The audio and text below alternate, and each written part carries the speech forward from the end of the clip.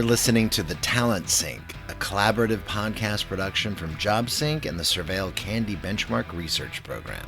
The Talent Sync is about anything and everything recruiting and hiring.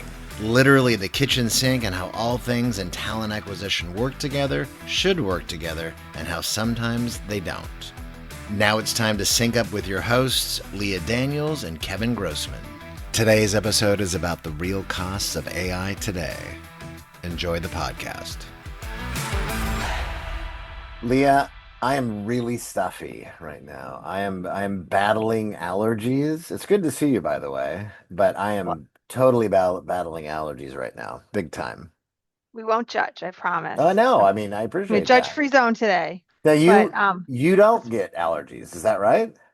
yeah, I get all the other things, but I did not get this one. So I live a blissful life I don't surrounded by know what the pollen. other I don't know what the other things mean, but that's okay.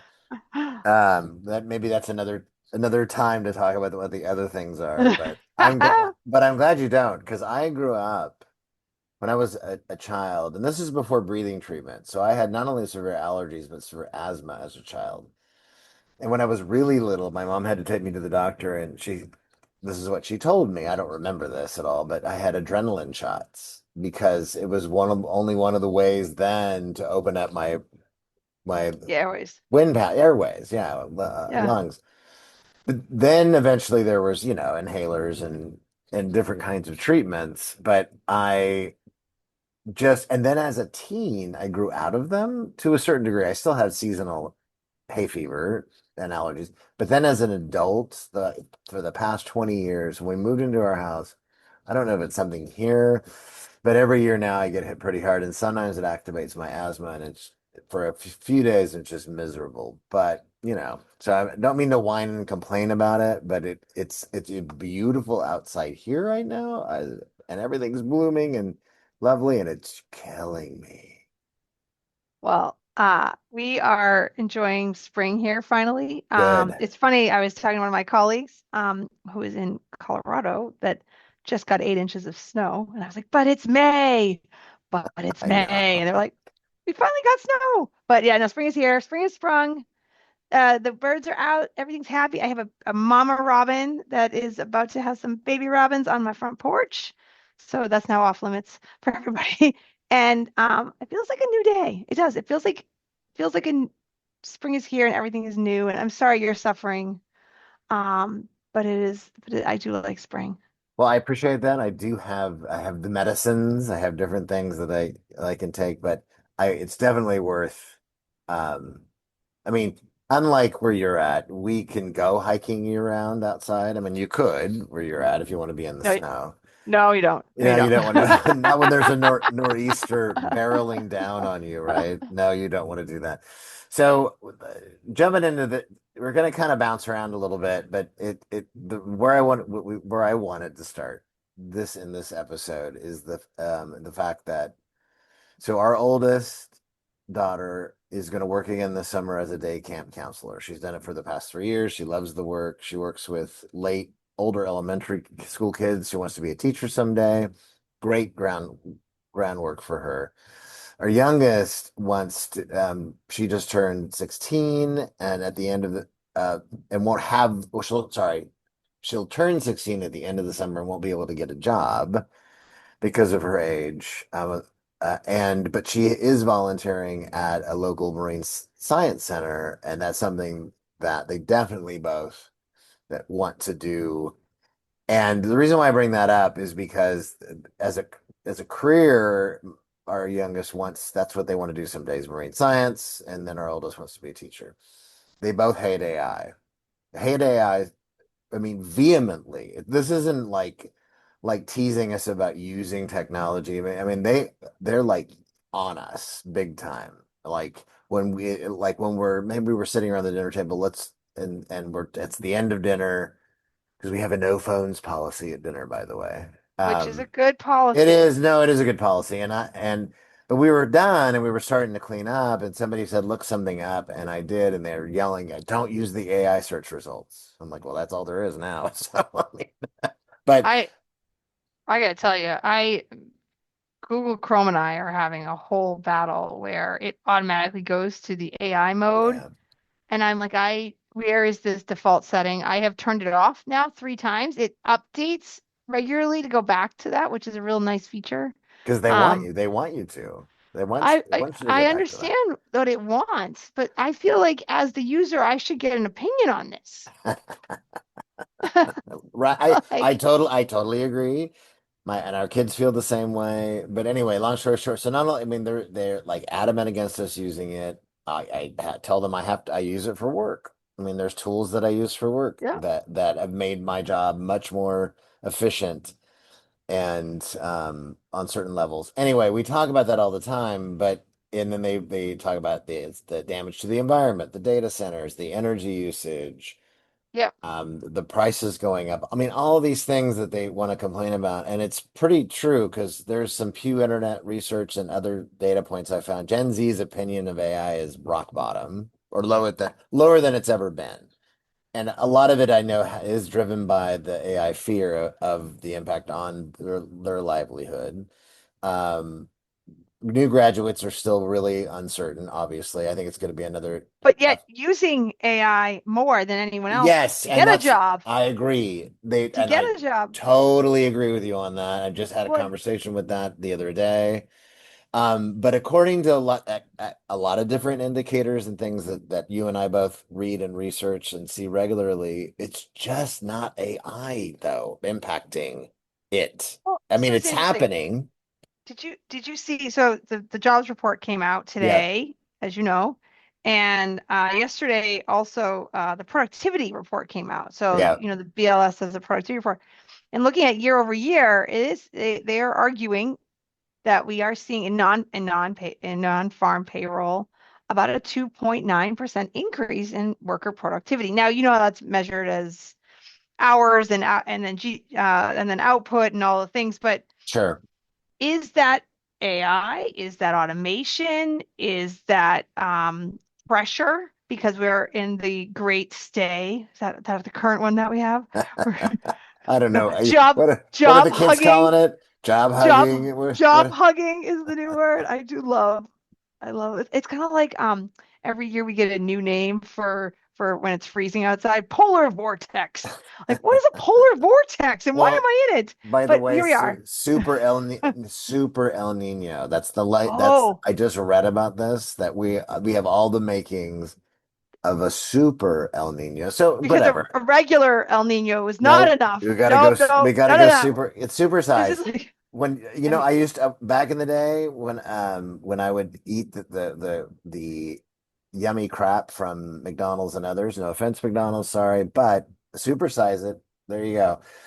I don't know why I even said that. Anyway, but the thing is though, is that entry level hiring. This is some data that I saw from LinkedIn just this week that and it is slowing, but it's not collapsing disproportionately.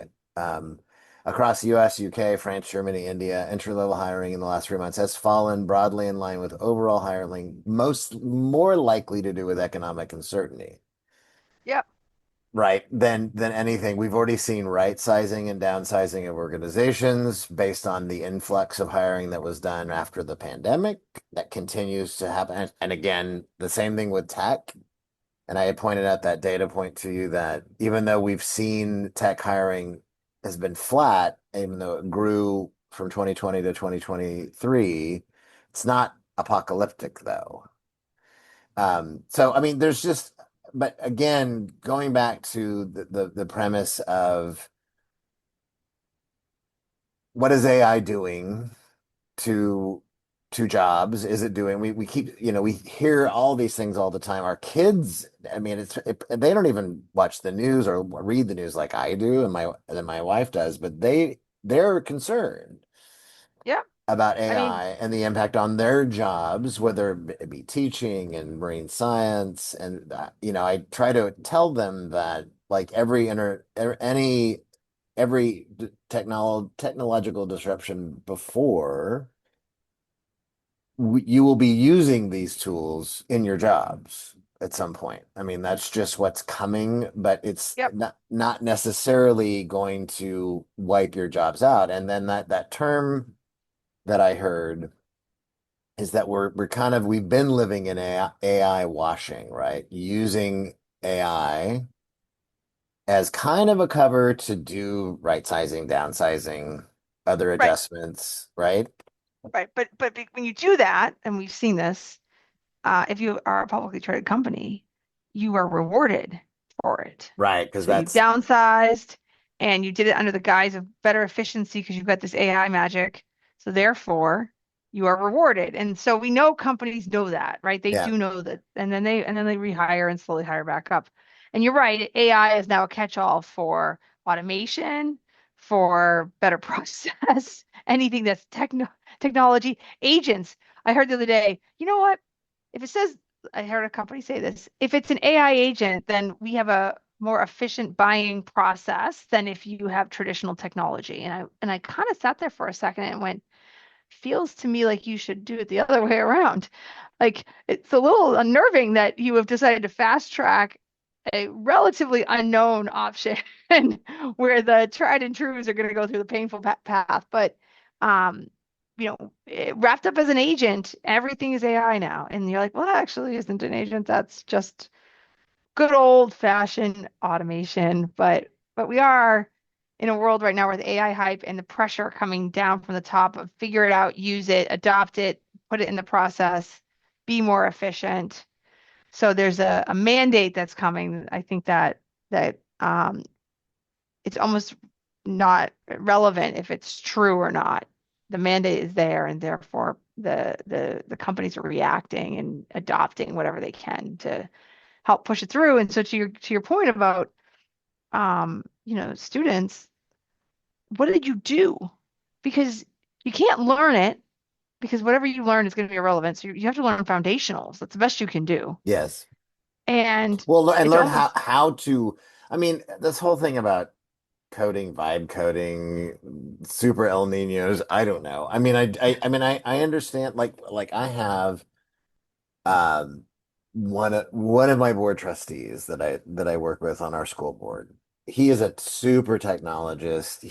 I think I've mentioned him before to you. He's super smart. He has built all these AI agents to help him develop the software that they work on. yep, And he's got multiple working and he's in there constantly doing the human intervention and interaction and oversight. And it's working great. He's getting there. For technologists, yes, that makes sense. I think as anything, like we could not have when the worldwide interwebs launched, right? And I go back to even prior to public internet being available, I worked at a university where we had internet and intranet and email, but it was really only communicating between campuses. This is for the California right, State University and UC system yep, at the time, and I'm sure other universities. I mean, that was there, and I was amazed. I'm like emailing, peers at other university sites, and it was fascinating. But we at some point couldn't. I mean, we couldn't have done our jobs without that, right? And I think that when then we adopted internet, and I think that the concern that I think my kids don't know necessarily how to articulate, but it's fair, is what we have also talked about before, which is the how quickly the workforce populace can absorb these radical changes and adapt. oh, 100%. Right. And, Yeah, and in some ways, you look at kids as sponges and they adapt to everything. They can flex, right? But they also are trying to, learn everything we learned. And as, pen and paper and how do you do math with your pencil? And oh, by the way, also do it on AI and also critically think about the AI and realize when it's wrong and know how to challenge it. It's it's a lot for kids too. My son, I was telling you, we went to career fair night last night because he's seriously considering the vocational school. He got one of the magic sure. lottery one of the magic tickets because they had about almost 1,000 kids apply for 200 spots. right? So it is a it's highly competitive to get into the vocational schools these days, which is really interesting because I know when I was, growing up that it was kind of a throwaway place to go, right? It's the resurgence of the Rotec has been fascinating. Time for a Talent Sync break. The Talent Sync podcast is brought to you by JobSync and the Surveil Candy Benchmark Research Program. The Candies helps you and your organization measure and understand your overall candidate experience ratings from pre-application to onboarding. Benchmark your candidate experience today. Go to surveil.com/CANDS candies.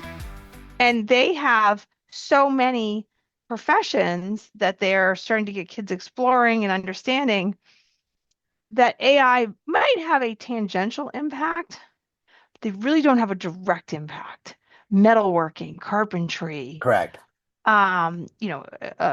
electricians and plumbers, HVAC specialists, nurses, nursing, right? Culinary skills. Like these are much Yep. more hands-on skills and trades. And so you're talking to the school there, and they're like, we are, we want the kids to be aware of AI. We are sure it's going to impact everything in some way, but they're mostly unbothered by it. Yeah. I mean, I totally agree with you on that. And I think and that's probably a better way to even look at how, because a lot of those classes that you're talking about, the vocational skills we call it career and technical education, CTE courses. I think a lot of districts call it that too. Same thing, whether it's culinary, whether it's auto shop. I mean, AI is still going to be impacting all those industries because there's still technology that's involved Yep. in, but there are things that you just need to know how to use those tools, just like we needed to know how to use the internet. We needed to know how to use a calculator when it came out. I mean, the list goes on of these things that will continue to impact is, and I think I think the reality of what we're seeing is that we're not seeing like the AI jobs bloodbath apocalypse that has been professed now for the past few years. Again, not denying that it's not impacting hiring today, and a lot of organizations, I'm sure, would concur with that. And at least it slowed. Maybe there's some tangential impact on entry level hiring, but the data is just not there yet, Well, right? I think these companies are pulling back on it. So Yeah. let me tell you a story. This week, I woke up on Wednesday morning. The sun was shining, the pollen was out, my internet was gone. Okay. No internet, had no Really? internet, Okay. none, none. I have lost power here and not lost internet. So like that, it's a pretty traumatic event here at my house to I lose. bet. And I live in the woods, so phone coverage is spotty at best. Anyhow, so I did my best to troubleshoot with the website, which I could barely get a hold of, and I did as much resetting as one can do, and there was to no avail. And so I did the next best thing. I took my phone and I called Verizon, 1-800 Verizon, and I got an AI. It wasn't. It was just an old-fashioned Phone tree.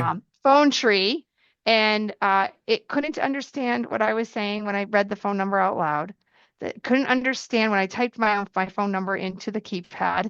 It couldn't understand my zip code. It just couldn't handle it. It Yep. was kind of incredible. And I finally, 15 minutes later, did get to a human being who, within 20 seconds, was able to confirm that everyone in my town has no internet Sure. because they accidentally cut a cord that actually impacted more than Verizon. It actually affected Xfinity Wow. too. So it's a very big deal. And I said, well, it's kind of funny. You'd think since you know that, you guys could have, like, I don't know, sent me a text. And as a laugh, she said, well, we are a communications company, so we're clearly working on that skill. Well, And yeah. but we also gotten a good laugh about the phone tree. And she's like, I know that AI is so annoying. Good thing because it keeps me employed. And I said, well, it's funny. I wouldn't call that thing an AI. And what's hitting me right now in our conversation is I actually recall them having a better phone tree and they've gone back. And I think your comment earlier about the cost, Yeah. That's what I I think want. this cost is a thing. That's what I want to move to. I think Yeah. it's really a big deal. I think Yeah. cost.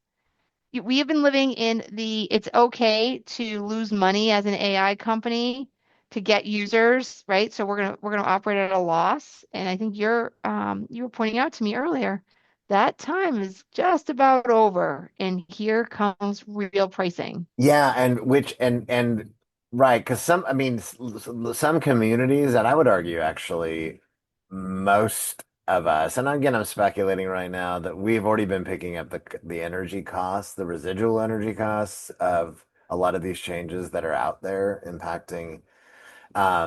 But that's again, we'll see that. But George LaRock Yep. in our space, great guy, been working in as an analyst in and around work tech investment for a long time. Always puts out some really, really great data. But he has had an article this week, and I shared it in our newsletter too, that I sent out, the Candy newsletter, about the reckoning is coming, the reckoning of the impact on work tech. So bringing it back to our space, of all tech for that matter, but in what your point with the call center was, it's coming and it's going to cause a lot. It's going to cause a lot of angst because a lot of companies that are embedding AI that they're trying to go to market with and sell, their costs are going to go up exorbitantly. And then how do you throttle that when it's in fact he's talking about his own Claude Pro subscription, which I don't have because we have tools that we use for surveil,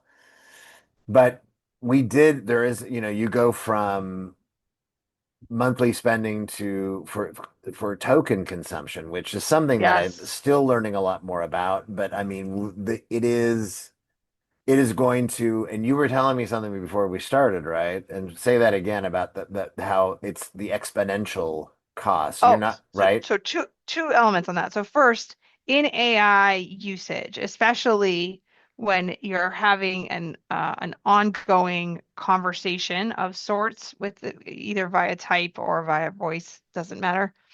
Um, the cost of the AI to process the request, pull in data sets, third party, whatever it might be, and produce an output is X. But if you continue that and you're evolving X, there isn't a linear price increase. It is actually an exponential Right. increase, right? So there's this parabolic curve. This has a significant cost increase because there's a lot more computational power needed to Yes. get the output as you add more inputs, and it has to recall and keep in memory all of the things that it's already processed and doing. I think that's a completely foreign concept to most people. Like, why would you think about that?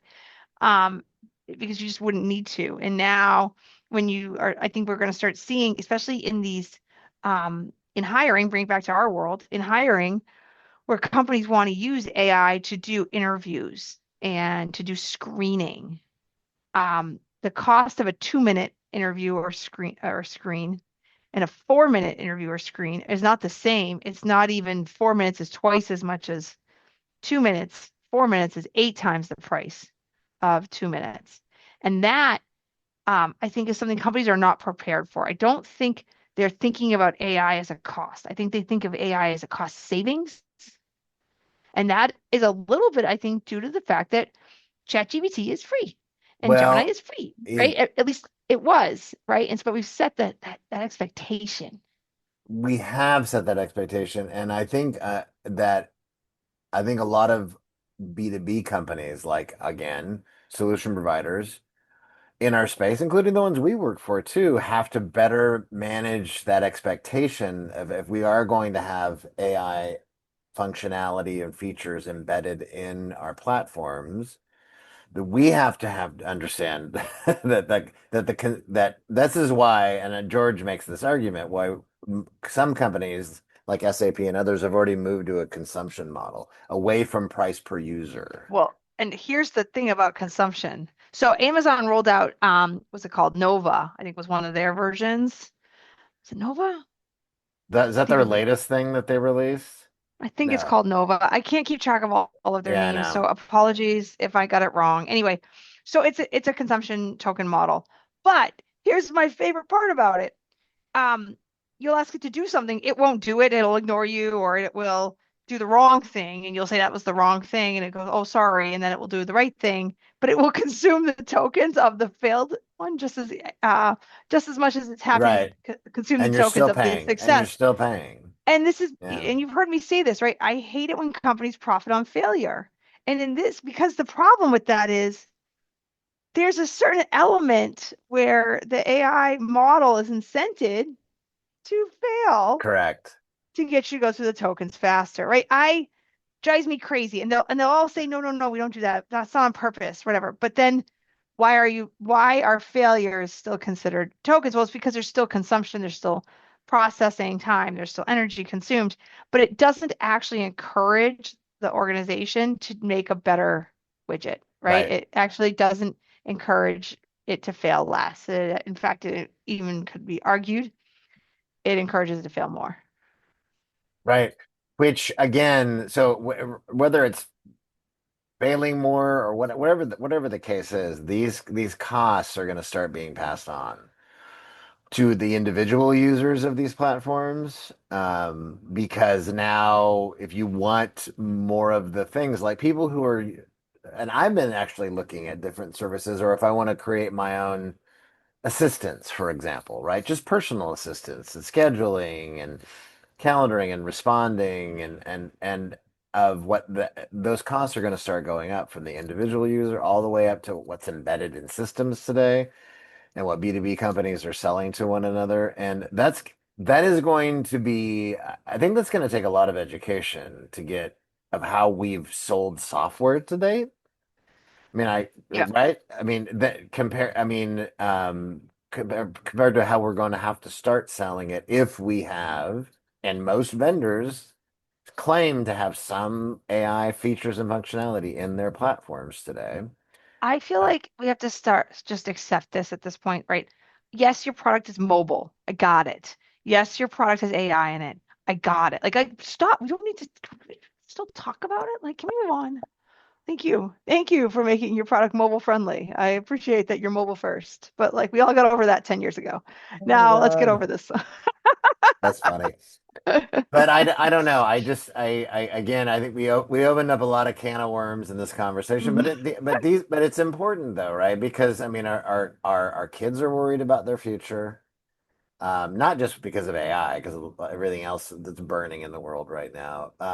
But and the true positive and negative impacts of again this latest technology disruption still haven't really played out fully yet, right? I mean, I think that there's still latency. We're seeing effects, and I get that, Yeah.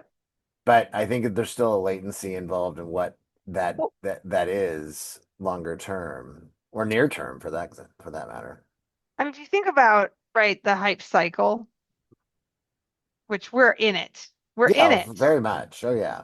We're in it. And in any kind of hype cycle, right, you're going to have this retraction period. And I think we're going through the hype cycle in a rate that's so fast. Um, but I do think that we are we're in that slide down. We're starting that actually it's kind of weird. I think we're both still going up while going down at the same time. I think it's a very complicated moment in our history. But I think that there is a lot of realization that there's a maturity that's still needed while we're still pushing the envelope. So we are pushing the envelope for AI to be able to do more interesting things. And I will be the first to say like the difference between ChatGPT, Gemini, and Anthropic's Claude is fairly notable. Like you can tell the difference between Yeah. them, and they are diverging and doing processing in different ways and Yeah. being more useful in different ways. Um, but also they still mess up in all the confidence of an AI will tell you how right it is, and you're like, that really seems wrong. And then it's like, Right. oh yeah, my bad. Right. I'm wrong. Thank you for having personality too. But I do think like we are we are still seeing AI make us more productive while actually making us less productive. I don't know if you found yourself in a Yes. moment where you were fighting with the AI long enough to realize that you could have done it yourself faster. Yes.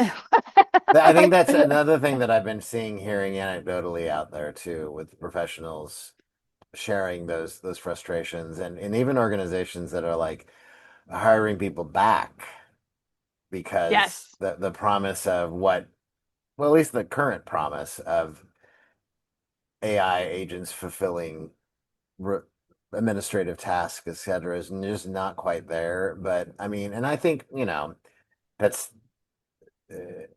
that remains to be seen. I don't know. I think as we wrap this one up, Leah, we've got super El Nino allergies are coming. That's all I Yes, know. all of those things. Yes. All of those things are coming my My way, and AI has some it, allergies that's right. actually. Super AI El Nino allergies.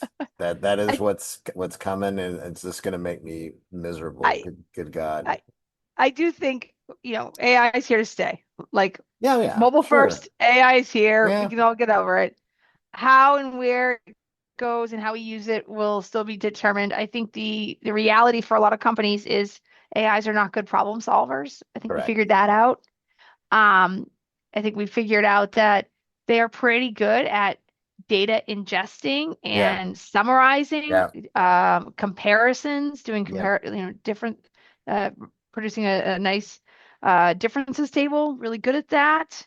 And I think there will be places where it does increase productivity in areas, but I think that the AI jobs consumption is more headlines than reality. I think there's just to your point, and I've made this point too, right? We overhired and we are still feeling the effects of those choices that were made. yep, We're also shifting, right? The market has gone back to the office in a lot of ways, yeah. and we're shifting again, right? And those things also create job churn and changes in the market. I also think that, technology, um, if you think about the last number of years, we have increased the number of people who can develop and build tools. And you add in some vibe coding and the acceleration of new tools that we don't need, is there, right? So Yeah, that's also going to create energy in the market. And, this is just another cycle in our economy. it I don't is. know, it's boring, but I think Yeah, that might be the punchline. I hear you. Yeah, yeah. Super AI economic cycle El Nino allergies. Yes. So Yeah. Yeah. that's where we're at.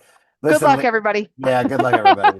Blessings to you. We wish you the best. Anyway, Leah, always a pleasure Likewise. to get synced on the talent things and all the things that we talk about. Appreciate you and everybody. Thanks for listening, and we'll catch you on the next one. Thank you for listening to the Talent Sync podcast, a Surveil Candy and Job Sync collaboration.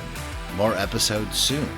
Subscribe to our podcast via your favorite podcast player today, and stay synced with the Talent Sync.